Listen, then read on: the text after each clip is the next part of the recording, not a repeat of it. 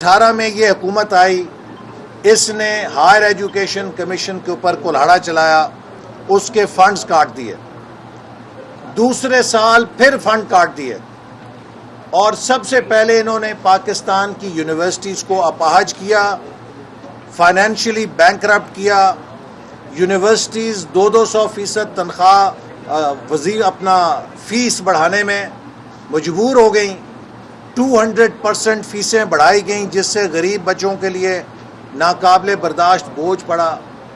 और अब फाइनली इन्होंने हायर एजुकेशन कमीशन को फेडरल गवर्नमेंट का एक डायरेक्टरेट बना दिया है। कमीशन को ख़त्म करके अमलन एक डायरेक्टरेट बना दिया है, जिसमें चेयरमैन की मुद्दत 4 साल से 2 साल कर दी, एग्जेक्टिव डायरेक्टर को बाइख्तियार कर दिया और मेंबर्स ख़त्म कर दिए। और इस हायर एजुकेशन कमीशन को की हैयत और कॉम्पोजिशन ख़त्म करके और चेयरमैन को बरतरफ करके इन्होंने इस इदारे को भी तबाह करने से पाकिस्तान के हायर एजुकेशन कमीशन को नहीं तबाह किया, बल्कि हायर एजुकेशन के पूरे इंफ्रास्ट्रक्चर को तबाह कर दिया। ये इतना बड़ा वार है जिससे हमारे नौजवानों का मुस्तकबिल तारीक हो जाएगा। ये शख्स जो ऑक्सफोर्ड यूनिवर्सिटी से 3rd डिवीज़न डिग्री स्पोर्ट्स कोटे पे लेकर आया है और लोगों को कहता है कि मैं ऑक्सफोर्ड यूनिवर्सिटी का पढ़ा हुआ हूँ, उन्होंने तुम्हें डिग्री दी है क्रिकेट के ऊपर, तुम्हें एकेडमिक्स का क्या पता। आज नॉलेज इकॉनमी जो दुनिया में बन रही है, जिसके लिए हमारे नौजवानों को हमने टेक्नोलॉजी देनी है, हायर एजुकेशन में एक्सेलेंस देनी है, तुमने उसकी फंडिंग ख़त्म की, अब उसके इदारे को तबाह कर रहे हो। हम ये बर्दाश्त नहीं करेंगे। इसके ख़िलाफ़ मुस्लिम लीग नून भरपूर एहतजाज करेगी। हम उन ऑर्डिनेंसेस को जो मनी बिल की जगह नाफिज किए गए उन्हें भी अदालत में चैलेंज करेंगे और इस हायर एजुकेशन कमीशन के ऑर्डिनेंस को भी अदालत में चैलेंज करेंगे, चूँकि ये मेल ऑफ आईडी पे मबनी है, बदनीयती पे मबनी है। ये हायर एजुकेशन के निज़ाम को इमरान खान के दोस्तों के कंट्रोल में देने के लिए वार किया गया है, तो इसके ऊपर भी हम अदालत के अंदर जाएंगे। फिर देख लीजिए, हमने 70 साल सुना कश्मीर पाकिस्तान की शहरग है, कश्मीर के ऊपर जंगें लड़ी, कश्मीर के ऊपर हमारे फौजी शहीद हुए, और अब पार्लियामेंट को नहीं पता कश्मीर पे क्या होने लगा है। ब्लूमबर्ग हमें बताता है कि किसी तीसरे मुल्क के ज़रिए हम खुफिया सफारत कारी करके कश्मीर के ऊपर फातिहा पढ़ चुके हैं, भारत कश्मीर को दे दिया है। और अब हमारे मुल्क के वज़ीर ख़ारजा तकरीर फरमाते हैं कि हम माजी को दफन करके फ्रेश स्टार्ट करेंगे। तो क्या उस माजी में भारत का 370 आर्टिकल को तब्दील करना भी शामिल है? क्या उस माजी के अंदर कश्मीर पर भारत का गासबाना कब्ज़ा भी शामिल है, जिसको भुला के अब हम भारत से मुज़ाकरात करेंगे? क्या अब ये सब कुछ इसलिए हो रहा है कि हमारे पास $1 अरब किसी मुल्क को लौटाने के लिए नहीं, तो उससे $1 अरब रोल ओवर कराने के लिए हम कश्मीर का मुकदमा भी भूल जाएंगे? मैं समझता हूँ कि आज पाकिस्तान के चेहरे पर वो मुल्क जो एटमी ताकत है, वो मुल्क जो 3 साल पहले 5.8% से तरक्की कर रहा था और दुनिया उसे 5 बेहतरीन उभरती हुई मईशतों में करार दे रही थी, वो मुल्क जो CPEC की वजह से पूरी दुनिया के लिए एक मकनातीस बन गया था, आज उस 7वीं एटमी ताकत के ऊपर जो ज़िल्लत, जो हज़ीमत थोपी जा रही है, पाकिस्तान ये डिज़र्व नहीं करता। पाकिस्तानी कौम ये डिज़र्व नहीं करती। पाकिस्तानी कौम खुददार कौम है, पाकिस्तानी कौम बावकार कौम है, और ये सब कुछ उस बंदे के हाथों हो रहा है کہ جس نے 10 سال پاکستانی قوم کے نوجوانوں کو گمراہ کیا، ہرا پاسپورٹ میں اونچا کروں گا، میں قومی غیرت کا مفتی اعظم ہوں، آج وہ قومی غیرت کا خود ساختہ مفتی اعظم پاکستانی غیرت کا جنازہ نکال رہا ہے، ہر فورم پہ ہمیں بے عزت کر رہا ہے، ملک کی معیشت کو تباہ کر دیا ہے اور ایک ایک ادارے کو اس طرح تباہ کر رہا ہے جیسے ایک بچہ جب کھلونا چلا نہیں سکتا، اسے کھلونا چلانا نہیں آتا تو وہ غصے میں آ کے جھنجھلاہٹ سے اس کھلونے کو دیوار پہ پٹکتے اور توڑ دیتا ہے۔ عمران خان سے یہ حکومت چل نہیں رہی، یہ نظام چل نہیں رہا، اور ایک ایک کر کے یہ ہر قومی ادارے کو دیوار پہ پٹک کر توڑ رہا ہے اور تباہ کر رہا ہے۔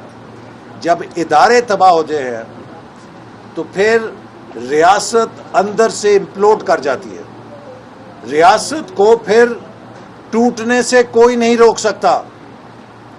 عمران خان سپریم کورٹ پہ بھی حملہ آور، عمران خان الیکشن کمیشن پہ بھی حملہ آور، عمران خان اسٹیٹ بینک پر بھی حملہ آور، Imran Khan higher education commission پہ بھی حملہ آور، عمران خان پارلیمنٹ پر بھی حملہ آور، عمران خان صوبائی خود مختاری پہ بھی حملہ آور، عمران خان پاکستان کی معیشت پہ بھی حملہ آور۔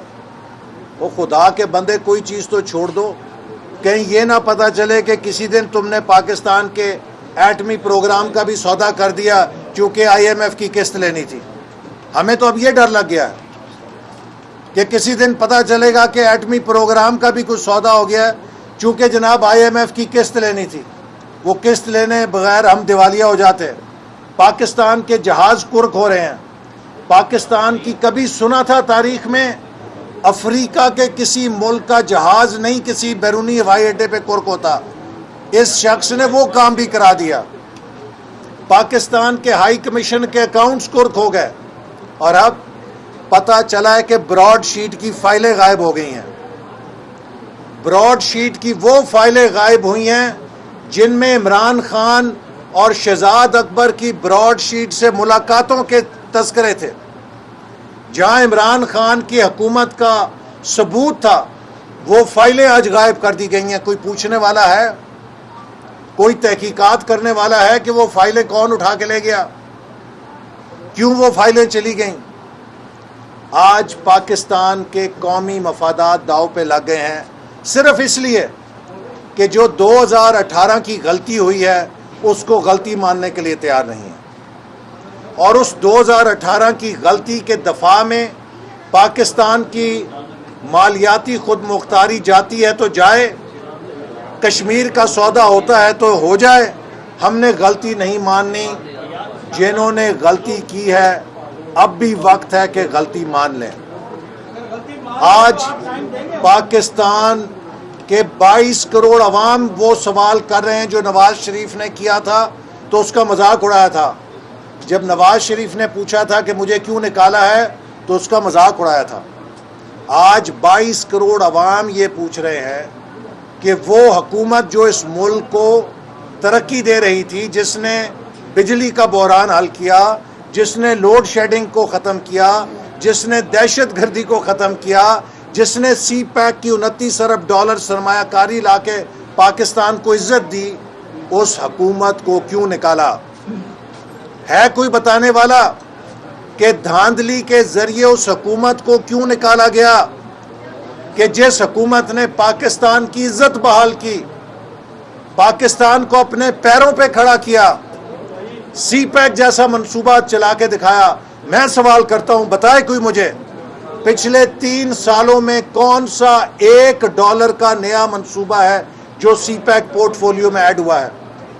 جو منصوبے ہم شروع کر گئے تھے وہ بھی ختم نہیں ہو رہے ان کے ساتھ، اور سی پیک اتھارٹی بنا کے بڑے خوش ہیں کہ جی ہم نے سی پیک کو 4 چاند لگا دیے ہیں۔ آپ نے چین کو بھی ناراض کیا چونکہ آپ نے سی پیک منصوبوں کے اوپر جھوٹے الزامات لگائے۔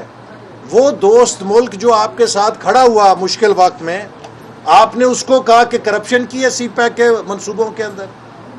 سعودی عرب کو آپ نے ناراض کر دیا۔ کون ہے آج آپ کے ساتھ؟ خارجہ پالیسی تباہ اور امریکہ کے صدر 40 ممالک کو بلاتے ہیں دنیا سے. نیپال، اس میں بھوٹان بھی ہے، اس میں بنگلہ دیش بھی ہے، اس میں انڈیا بھی ہے جنوبی ایشیا سے. ساؤتھ ایشیا میں پاکستان کی اب حیثیت بھوٹان جتنی بھی نہیں رہی. کلائمیٹ چینج میں تو ہم 10 سب سے زیادہ متاثر ہونے والے ملکوں میں ہیں. گلیشیئر ہمارے سارے پگھلنے جا رہے ہیں. سب سے بڑا جو ایکولوجیکل ڈیزاسٹر ہے اس کا ہم نشانہ بننے والے ہیں. اور جو 40 سربراہان مدعو کیے گئے ہیں اس میں پاکستان نہیں ہے. کیوں؟ انہیں شاید پتہ لگ گیا ہے کہ جو کلائمیٹ چینج کے نام پہ بلین سونامی ٹری کا سکینڈل ہے اس کے سربراہ کو ہم نے بلایا تو کہیں ہم بدنام نہ ہو جائیں کہ کرپٹ حکمران کو جس نے کلائمیٹ چینج بھی بیچ ڈالی، سونامی ٹری کا بھی سودا کر دیا، اس کو ہم نے بلا لیا. آج یہ پاکستان کی حیثیت ہو گئی ہے کہ ان 40 ملکوں میں بھی پاکستان نہیں. تو میں سمجھتا ہوں کہ اب وقت آ گیا ہے کہ ہم سب مل کر اس حکومت کو گھر بھیجنے کے لیے جد و جہد کریں. اور اب اگر کوئی ہماری جد و جہد میں شامل ہے یا نہیں ہے، اس سے قطع نظر مسلم لیگ نون، پی ڈی ایم کی ہم خیال جماعتوں کے ساتھ مل کر اپنی جد و جہد کو انشاءاللہ تعالی آگے بڑھائے گی. پیپلز پارٹی جو ہے اس نے آپ کو بائی پاس کرتے ہوئے اپنا اپوزیشن لیڈر بنا لیا ہے اور اس سے صاف لگ رہا ہے کہ وہ آپ سے علیحدہ ہو گئے ہیں. دیکھیے پی ڈی ایم کا مستقبل کیا دیکھتے ہیں؟ اور پیپلز پارٹی نے جو کیا ہے ہمیں اس پہ دکھ ہے، لیکن انہوں نے اپنا نقصان کیا. باپ پارٹی کے ووٹ لے کر اگر لیڈر آف اپوزیشن بننا تھا، اس سے تو بہت اچھا تھا کہ نواز شریف صاحب کو اپنی مجبوری بتا دیتے، وہ بڑی خوشی کے ساتھ ان کو فراخ دلی کر کے ہوئے بنا دیتے. لیکن باپ پارٹی کس نے بنائی، وہ کس کے کہنے پہ ووٹ دیتے ہیں سارا پاکستان جانتا ہے. تو اب اگر پیپلز پارٹی حکومت سے ادھار لے کر لیڈر آف اپوزیشن بنی ہے تو پھر تو وہ خود بھی سلیکٹڈ ہو گئی ہے، سلیکٹڈ لیڈر آف اپوزیشن. یہ فیصلہ گھاٹے کا ہے یا فائدے کا ہے یہ خود وقت بتائے گا. لیکن ہم سمجھتے ہیں کہ پیپلز پارٹی نے پی ڈی ایم کی جد و جہد کو شدید دھچکا لگایا ہے. لیکن یہ دھچکا پی ڈی ایم کو نہیں لگا، خود ان کو لگے گا. اور جو پی ڈی ایم کی ہم خیال جماعتیں ہیں وہ انشاءاللہ تعالی اس اصولی موقف پہ کاربند ہیں اور اپنی جد و جہد جاری رکھیں گے.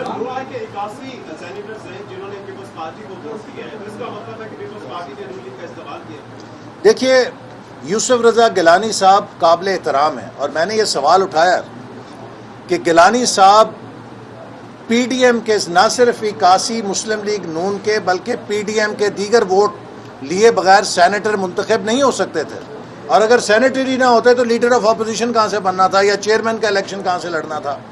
تو ان کا یہ جمہوری اخلاقی فرض تھا کہ انہوں نے جو بھی قدم اٹھانا تھا اس سے پہلے وہ پی ڈی ایم جماعتوں کو اعتماد میں لیتے. انہوں نے کسی کو اعتماد میں نہیں لیا اور یہ میں سمجھتا ہوں کہ بد عہدی ہے جو انہوں نے اپنے ووٹرز کے ساتھ کی ہے. اچھا یہ آپ نے تمام ملک کے حالات کافی خراب ہے معاشی طور پر کشمیر کے معاملے پر، اس کا ذمہ دار صرف اور صرف آپ نے عمران خان کو قرار دیا. کیا صرف عمران خان ہی خراب تھا؟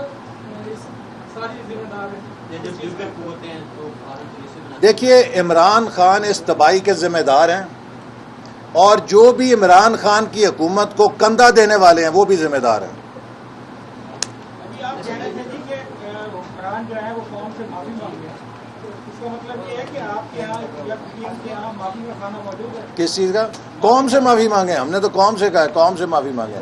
دیکھیے یہ جو 2018 میں ہماری حکومت کو نکالا ہے ہمیں کیا نقصان کیا؟ ہم تو چلیں ذمہ داریوں سے بچ گئے، لیکن یہ اجاڑا پاکستانی قوم کا ہوا ہے، پاکستان کے نوجوانوں کا ہوا ہے جن کا مستقبل ان سے چھینا گیا ہے. تو جنہوں نے بھی یہ کھیل کھیلا تھا انہیں پاکستانی قوم سے معافی مانگنی چاہیے کہ ہم سے غلطی ہو گئی اور ہمیں اس سے سبق سیکھنا چاہیے.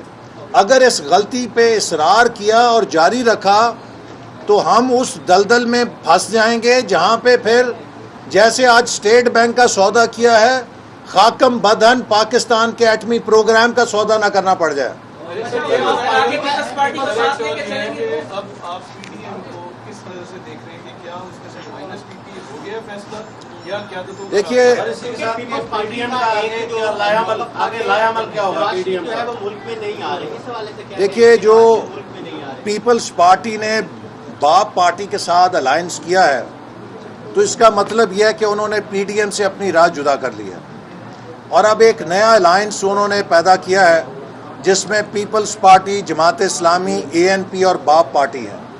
तो वो एक नया इत्तेहाद उन्होंने बनाया है। तो जब उन्होंने ये नया इत्तेहाद बना लिया है तो यकीनन वो पीडीएम पर अब एतमाद नहीं रखते।